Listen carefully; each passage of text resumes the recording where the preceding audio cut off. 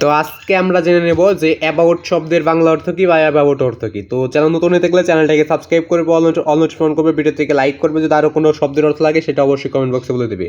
তো আজকে শুধু আমরা অ্যাবাউট শব্দের বাংলা অর্থ জেনে নেব বা অ্যাবাউট অর্থটা কি সেটা আজকে জেনে নেব। তো এর আগে তোমরা চ্যানেল নতুন হয়ে থাকলে চ্যানেলটাকে সাবস্ক্রাইব করবে, অল নোটিফিকেশন অন করবে, ভিডিও থেকে লাইক করবা।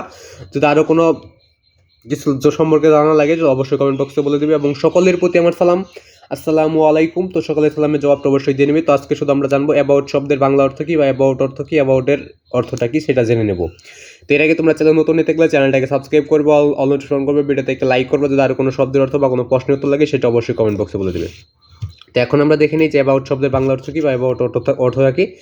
তো অতটা কিন্তু নিচে রয়েছে। তো অতটা দেখার আগে তোমরা চ্যানেল নতুন হয়ে থাকলে চ্যানেলটাকে সাবস্ক্রাইব করবে, অল নোটিফিকেশন করবে, ভিডিওতে একটা লাইক করবে। যদি আরও কোনো প্রশ্নের উত্তর বা কোনো শব্দের অর্থ লাগে সেটা অবশ্যই কমেন্ট বক্সে বলে দেবে।